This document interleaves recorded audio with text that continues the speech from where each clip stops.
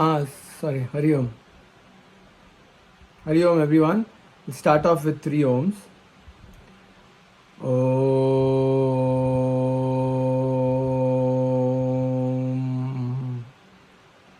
Om.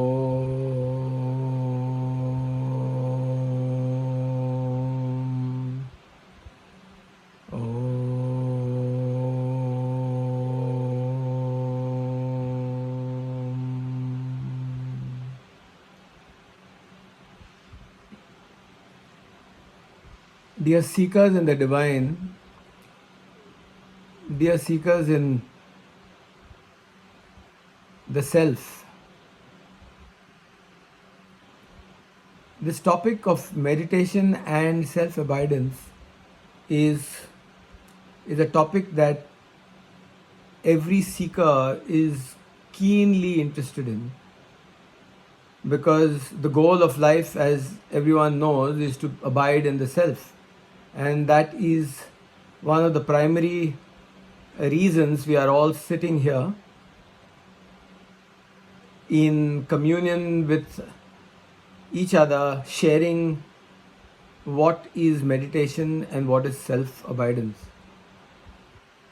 We'll start off with the word meditation itself. A seeker and an aspirant, when the mind is fluctuating, wants to try and address that fluctuating mind. Taking a step back, primarily the mind has got 3 aspects to it, which is it's quite an outgoing, it's by very nature, it's outgoing, the mind. The mind is also flitting from object to object like a butterfly. And it's also, the mind is very unsteady.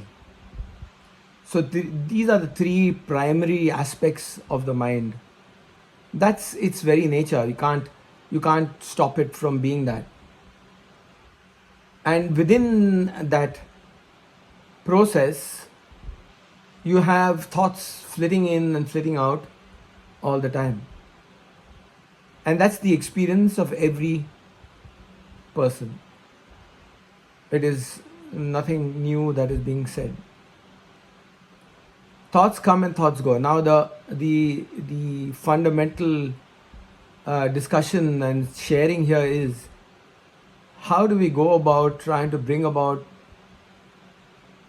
let us start off by using the terminology concentration rather than meditation, because meditation in today's parlance is used quite by everyone generally to say, I'm meditating. But essentially what one is doing is concentrating. Everyone who sits down and tries to focus the disarray of the mind is trying to bring it together to focus on either one object or one thought or one person or one entity, whatever the reason may be, or even a japa, concentrating on a japa. It doesn't matter what one is doing, but one is trying to use that technique to try and bring the dissipated mind into a concentrated mode, into one single thought or one single, because there are multiple thoughts happening at simultaneously all the time, one thought coming in, one thought going out, and the mind is all the time in a state of flux. So when that process of concentration is being done, the mind is still wavering. Initially, when the aspirant is on the path, and many a aspirant has said that when I have started, and they use the term meditation, when I start meditating, I find that all kinds of bad thoughts come in my mind. And initially it was very nice. First few weeks it was beautiful, very nice. I really enjoyed it. And then I find that all kinds of thoughts are coming in. Why is it so? In fact, if anything, it should be going down, isn't it? So the answer to that primarily is that when one is concentrating and when one starts bringing the thoughts down and focusing on something, it helps in the process initially and it starts focusing. But as one goes deeper and deeper from the conscious level to the subconscious level, a lot of mala, as in unwanted subconscious thoughts, arise from the depths. As they call it, the manthan, it's called in Sanskrit parlance, where the churning of the sea is done. When you churn, you know, anything, all this the scum starts coming out, and that's what happens. And that is also nothing wrong with it, because one has to not get attached to that and start agitating over that. Let that come and let that go, because that has to come out. That scum has to come out and release itself back into consciousness. If one holds onto it, one gets caught in that cycle of, they call it the Chakravyuha cycle, in the web, the matrix, and you get stuck in it. A very important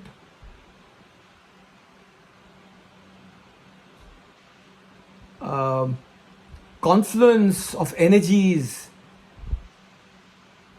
happened just a day and a half ago on the 8th of March, which was the Mahashivratri day. And on that day, the confluence of all these planets, and this is within the changing, within the aspect of what we see and hear, within space-time continuum.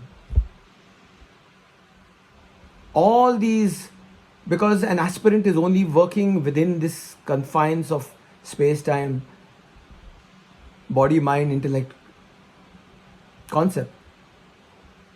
Mahashivratri is the day where all these energies come together, and it's the most auspicious time.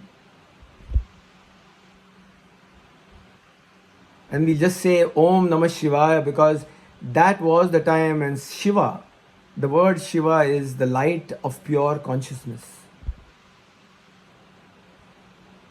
And that reflected light of pure consciousness, as reflected in this world of the changing from the changeless,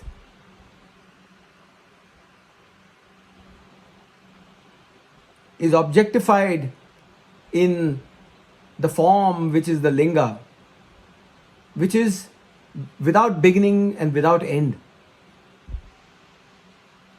It is that absolute pure consciousness. It's only a reflection. Because linga, the meaning of the word linga means that which it points to. Say for example in Hindi it is pulling and strilling. It is only pointing towards the Purusha and the Stri. So linga is actually, the ling is an objectification of that absolute light of pure consciousness. When one uses, say for example, that as an object to concentrate upon, and as it was just said, that using only these tools as just not as an object itself in itself, as a material object, but a reflection of that absolute consciousness, then one rises up within. That concentration becomes so deep that the mind gets focused. And when the mind gets focused, that very concentration becomes so deep that it drops into meditation.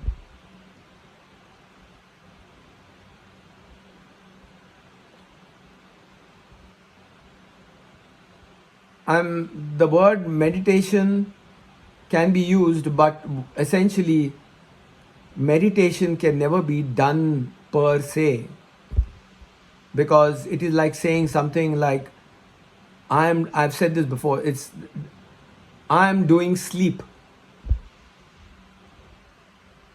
You cannot do sleep. You can try to do sleep. When sleep happens, you drop into it. You cannot do sleep. You can try to sleep by putting your head on the bed, relaxing, doing all kinds of techniques, whatever has to be done to fall asleep. Those with problems of insomnia also do try all kinds of things, but they only try to sleep. Sleep only happens. And the same thing with meditation. Meditation happens. One does concentration, which then leads into meditation. Because it is the I, the limited I, that is actually trying to, the notional I, the individual within the changing, that is trying to concentrate and be one with that ultimate reality and find one's own true nature, which essentially one already is. One is only trying to remove that notional I. When it drops away, concentration culminates in meditation. And when that meditation happens, that can happen for a short period of time, and that short period of time is, one is in complete sort of realization of that one's true nature. It can be called realization because one is completely and totally in that meditative state. It can be called samadhi in certain terms. But then one comes back and wakes back into the world of objectification. And the body, mind, intellect gets engrossed and goes back into that day-to-day activities. How does one get that particular state to be permanent? One of the most important things is to not try and constantly wanting to reach and attain that same state. One should never try and do that, because when one gets that glimpse of self-realization, one wants to get it again and again. But when that wanting becomes again and again, that desire is there to attain it, it becomes harder, because one is then putting a hurdle, because the desire is still there. The idea is to get rid of the desire, but unbeknown to the aspirant, one is wanting that state, not the ultimate, but that particular state which was temporary. If one has to desire for the desireless state, ultimate state, self-absorption, or even self-abidance. But when one is wanting that temporary state of realization, temporary, which one has experienced and then come out of, it becomes very difficult, because then a hurdle is put up in that desire. So rather than that, the seeking has to be intense. Not wanting something for the sake of wanting, but the intense desire for that absolute, total, complete state. And then when that continues, the objectification process slowly and slowly drops away, because the changing and that attachment to the changing is very strong. Though it's only notional, it is absolutely notional. If one is ripe, when the aspirant is absolutely ripe, it will drop away in a here and now. That's why they call it realization is here and now. Because basically it is, you already are that. But when it is clouded by all these notional attachments, or to the I, as it were,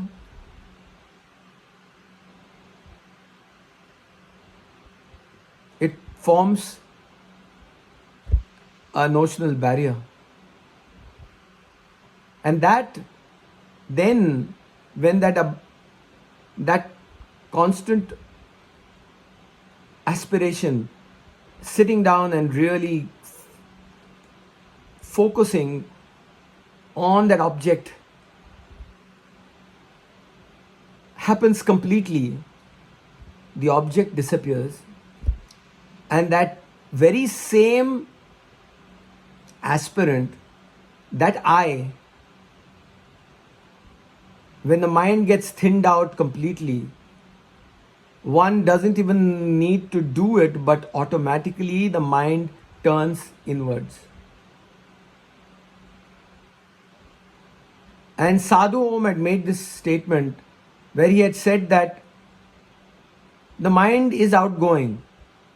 The moment the mind goes outwards, automatically it forms the world and me. That is duality, me and the other. Rather, when that same objectification is turned inwards, the I itself, using the same I, because that's the only instrument one has, the mind, when that is turned inwards, it goes inwards to search for the root from where that I arose. Not by a mantra process, not by a japa process, not by saying, who am I, who am I, who am I, but trying to see where from and to whom is this arising to. A very sincere, ardent, intense search. And when the mind is thinned out, it automatically goes in. One can even try that. It is not as something, it has to be done at a particular time. The practices can go on any time, simultaneously with the so-called concentration, meditation, as well as the self-inquiry. And when that inwardness happens and the search for that I, which is the source of all this changing. This changing is the reflection of that changeless. And the source of this changing is the I. Because the I, based on the root of the I, comes I am, and then upon that comes I am this, I am that, I am XYZ, all the hundreds and thousands of personalities form the flowers and the plants on top of the I am. When it is turned inward to find out the root source from where that I arose, goes changing, leads straight into the changeless, because it is the changeless. It is none other than the changeless. And that, when that realization becomes firm and changeless, that is what in language or parlance is called self-abidance. Because one is abiding, that one, even the one also is not existing, but it's just called self-abidance.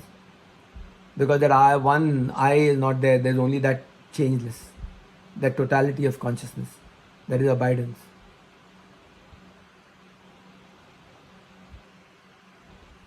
And in that state of self-abidance, functioning happens. Functioning is happening all the time. All the great sages and saints, as soon as they achieved self-realization, self-abidance, the body did not disappear. The body continued for many years, because the state of abidance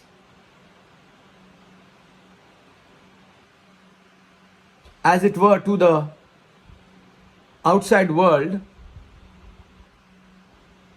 was only for the seer of that body mind. Whereas that body mind, there was no self-abidance. For that body mind, there is no self-abidance. For Ramana Maharshi, he is that totality, there is no other. So where is the self-abidance? I am in self-abidance, you're not. There is no question of that. For Ramana Maharshi, it's only for the seer, the other person who would see him as he's in self-abidance. But for Ramana Maharshi, he was the changeless, that absolute totality of consciousness. There is no other. He is the changeless and the changing, because the changing and changeless are only one.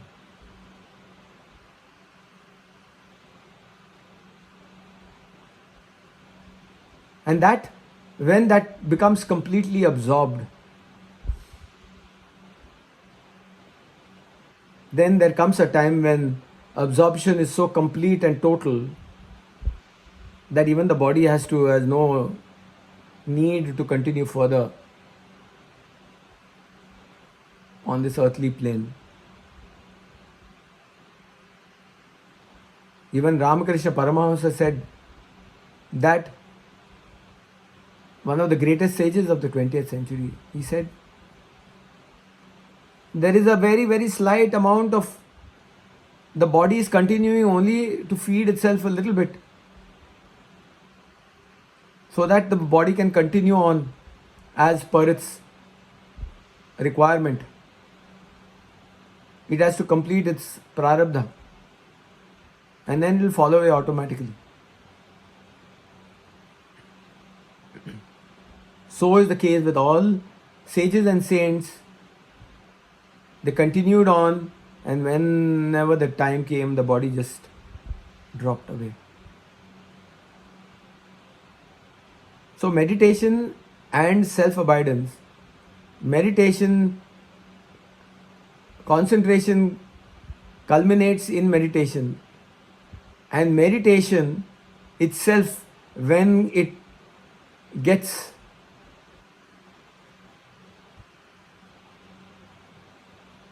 steady,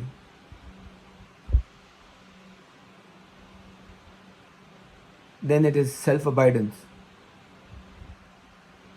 And then the continuation of life, that body-mind continues.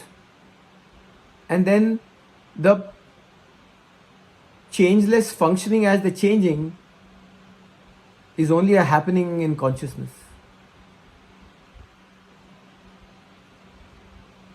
Doing happens. Work happens. But there is no doer thereof.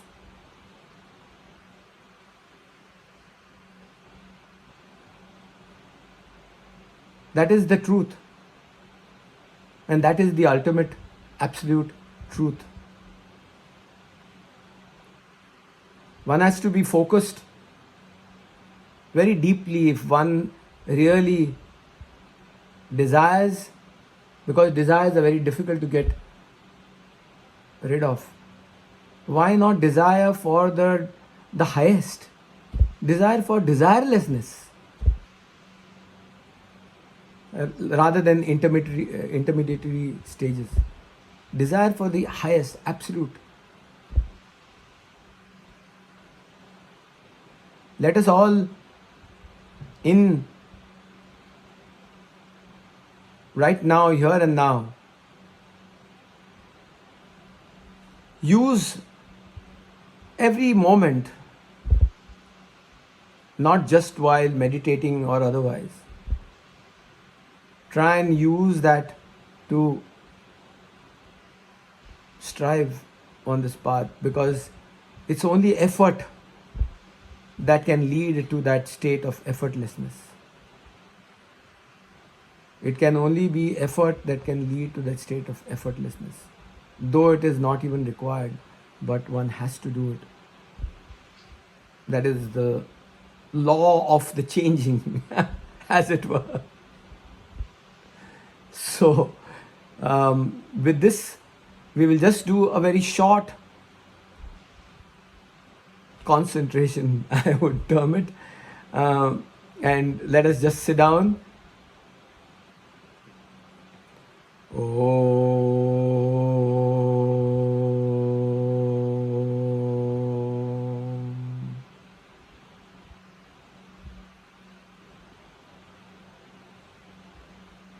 As the seeker, as an aspirant, the ultimate desire is for desirelessness.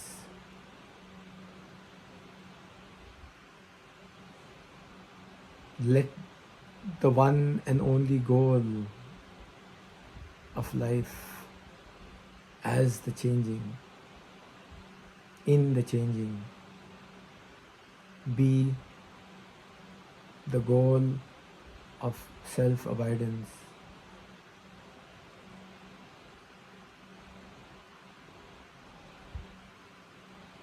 Let there not be a break in this desire for desirelessness.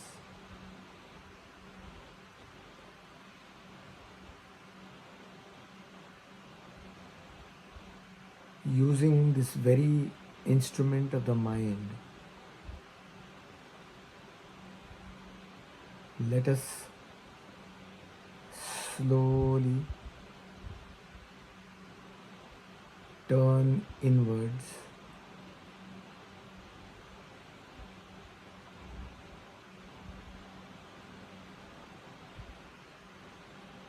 seeking the source of this mind, of this I thought, from whence it arose.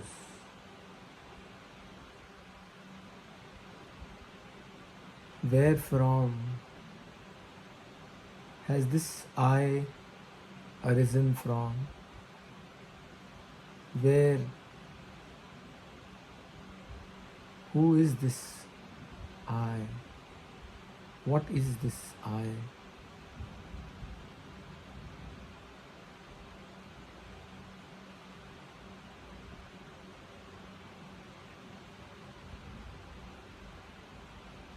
Dive deep, dive deeper and deeper and deeper and deeper into the very source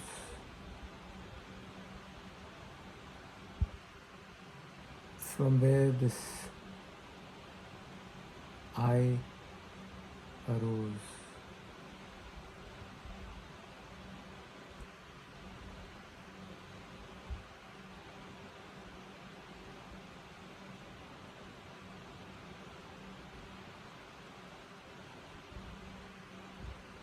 As one goes deeper and deeper and deeper, the very quest, the very I dissolves.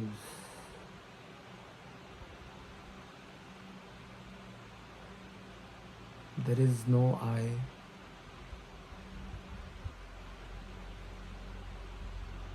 There is only that pure, absolute, total, unadulterated, pure, consciousness, pure awareness, ever existing, ever real.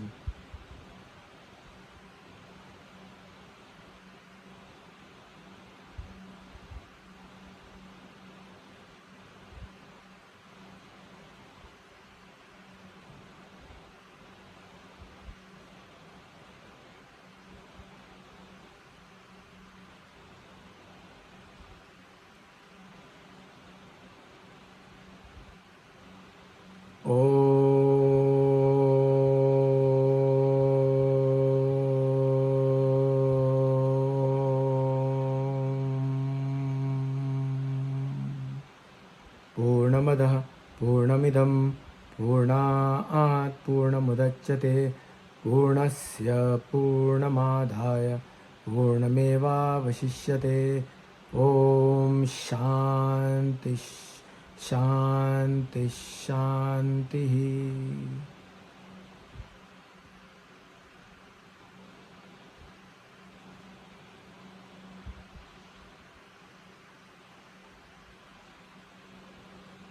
Om. Thank you. Thank you.